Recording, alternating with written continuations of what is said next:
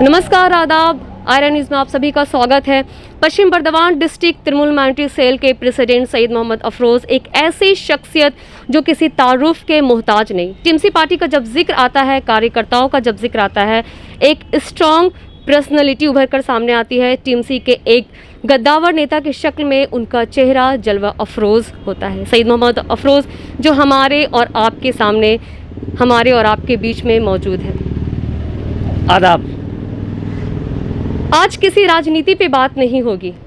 आज शब्द खेला होबे का डिफिनेशन नहीं लिया जाएगा, क्योंकि ऑलरेडी खेला हो चुका है और तृणमूल पार्टी जीत चुकी है।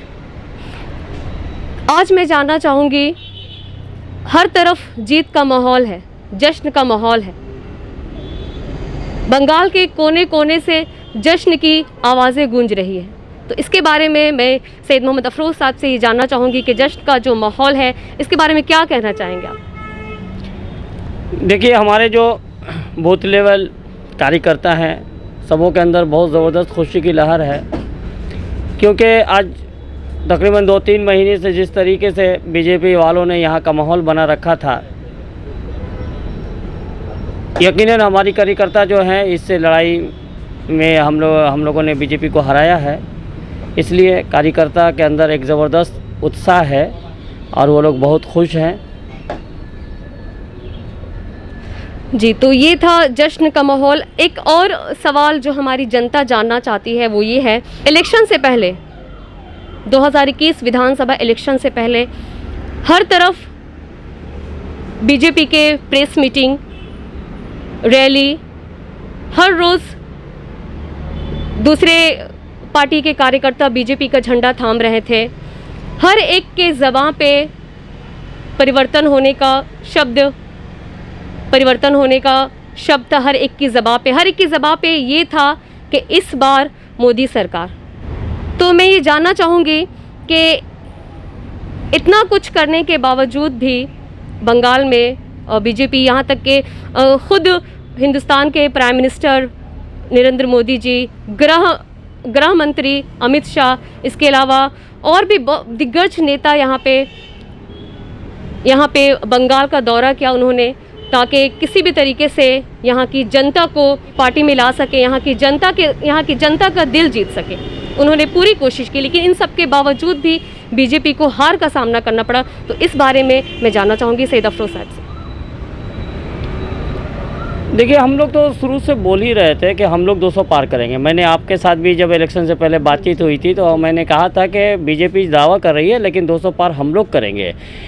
ये तो बंगाल के लोग समझ रहे थे, बीजेपी जो यहाँ पे काम कर रही थी और बीजेपी जिस तरीके से यहाँ पे अपने इलेक्शन कैंपेन को आगे बढ़ा रही थी, कि ये बाहर से डेली पैसेंजरी करके सभी लोग, तकरीबन 6 CM, इनके 20-25 मंत्री और ख़ुद ही जो है इनके नड्डा साहब, प्रधानमंत्री साहब और अमित शाह साहब, सभी लोग बंगाल में आकर सोच रहे थे कि हम लोग एक अलग तरह का यहाँ पे पोलराइजेशन कर लेंगे और यहाँ के बंगालियों को ये मुसलमानों के ख़िलाफ़ करने में कामयाब हो जाएंगे। लेकिन मैं सैल्यूट करता हूँ मगरबी बंगाल के सभी बंगालियों को कि इन्होंने अपने मुसलमान भाइयों का साथ रहकर, उनके ऊपर में विश्वास रखते हुए, जो गुजराती लोग हैं, जो बाहर के लोग हैं, उनके साथ बिल्कुल नहीं गए, इनकी बातों पे यकीन नहीं किया और इन्होंने फिर एक बार अपनी बंगाल की बेटी ममता बनर्जी को ही तीसरी बार मौका दिया।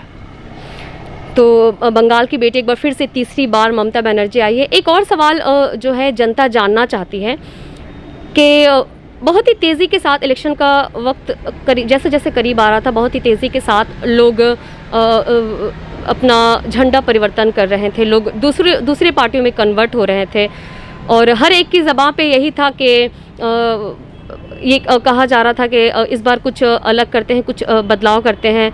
तो टीएमसी के भी कुछ गद्दावर नेता जो थे, वो टीएमसी के ऐसे गद्दावर नेता जिनको सब कुछ मिला इस पार्टी के ज़रिए, इज़्ज़त, दौलत, शोहरत, जो कुछ नहीं थे, उनकी एक पहचान बनी, एक छवि बनी इस पार्टी के ज़रिया, यहाँ के लोगों की नज़रों में एक स्ट्रॉन्ग पर्सनैलिटी उभर कर सामने आए। लेकिन इन सब के बावजूद भी उन्होंने अपनी पार्टी को छोड़कर आखिरी मरहले में दूसरे पार्टी का परचम थामा। बहुत सारे लोगों ने ऐसा किया है। तो आखिर मैं ये आपसे जानना चाहूँगी, आखिर ऐसा क्यों हुआ? उन लोगों ने जो अपनी पार्टी को छोड़कर, जिन्होंने उन्हें सब कुछ दिया, उन्हें बनाया, 10 साल रहने के बाद क्यों वो दूसरी तरफ वो क्यों गए, क्यों, क्या ऐसी वजह थी?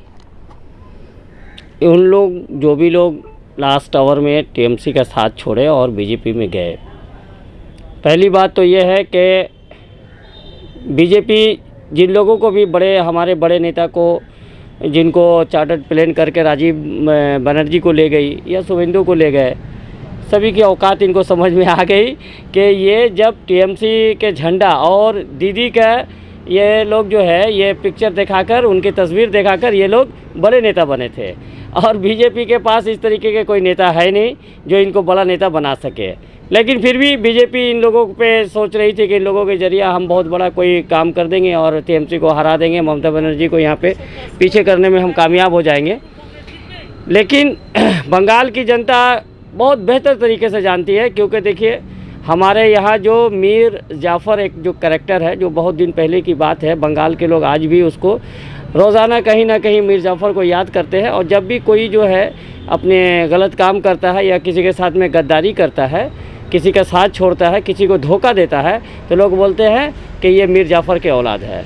तो जितने भी लोग गए, सबों को यहाँ के बंगाल के लोगों ने, हमारे बंगाल के वोटर्स ने इनको मीर जाफ़र के नाम से याद किया, और ये इनको अपना बैलेट के ज़रिए इनको अपना ये बता दिया कि यहाँ बंगाल में मीर जाफ़र को कभी भी हीरो का, नायक का दर्जा नहीं दिया जाएगा। इसलिए यहाँ जो हमारे देखिए बंगाल में जो बंगाली हैं, ये पूरे देश से एक अलग इनका एक कल्चर है, और ये अपनी जो है एक अपनी पहचान है। बंगाली बहुत ईमानदार कौम होते हैं, इसलिए इस तरह के बेईमान लोगों को कभी भी मौका नहीं देंगे। हम लोग समझ रहे थे इस बात को अच्छे तरीके से। एक और सवाल है जो जनता जानना चाहती है, एक और सवाल है जो जनता जानना चाहती है। 2021 विधानसभा इलेक्शन काफ़ी तेज़ी से परिवर्तन हो रहा था, लोग अपनी पार्टी को छोड़कर दूसरी पार्टी में जा रहे थे, और बहुत सारी नई पार्टियाँ भी यहाँ पे जन्म ली, बहुत सारी नई पार्टियाँ भी उभर कर सामने आई। लेकिन दो बड़ी पार्टी टीएमसी और बीजेपी, जिनका टकराव जो हुआ काफ़ी सख्त रहा, इन सब के बावजूद जो है तृणमूल को जीत हासिल हुई है। तो मैं एक चीज़ जानना चाहूँगी, मैं नहीं बल्कि पूरे मगरबी बंगाल की जनता ये जानना चाहती, पश्चिम बर्दवान की जनता ये जानना चाहती। आप चूँकि सैयद मोहम्मद अफरोज़ पश्चिम बर्दवान के एक जाने मानी शख्सियत है, एक स्ट्रॉन्ग पर्सनैलिटी के शख्सियत है, एक तृणमूल के एक गद्दावर नेता की शक्ल में, एक तृणमूल के गद्दावर नेता की शक्ल में सैयद मोहम्मद अफरोज़ को देखा जाता है। तो जब परिवर्तन जब हो रहा था, तो क्या आपके पास किसी तरह का कोई ऐसा ऑफ़र आया हो किसी दूसरी पार्टी की तरफ से कि आपको हमारी पार्टी में आना चाहिए, या फिर किसी और चीज़ के लिए, या फिर आपके दिल में कोई ऐसा ख्याल आया होगा कि सारे लोग, सारे गद्दावर नेता टीएमसी के दूसरी तरफ जा रहे हैं, परिवर्तन हो रहे हैं, तो क्या आपके दिल में कोई ऐसा ख्याल आया हो, या फिर किसी और पार्टी की तरफ से कोई ऐसा प्रस्ताव कि मेरी पार्टी में आ जाओ, मेरी पार्टी में? हमारे पास कभी भी किसी तरह का कोई ऑफ़र नहीं आया। वजह इसकी यह है कि सबों को पता है कि हम लोग जो हमारे जो माने ईमान वाले लोग हैं, मुसलमान लोग हैं, वो कभी भी किसी तरह की इसमें माने ख़रीदो फ़रोख्त में आते नहीं हैं, और ना ही हम लोग कभी भी आएंगे।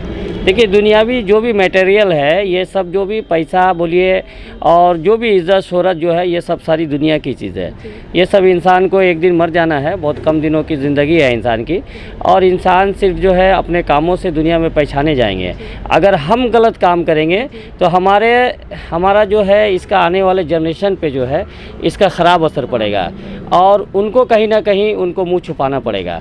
तो हम लोग एक ज़िम्मेदार नागरिक के नाते, एक ज़िम्मेदार जो है एक अपने शहरी के नाते, हम लोग ऐसा कोई काम नहीं करेंगे कि जिसके चलते हमारे बच्चों को शर्मिंदा होना पड़े।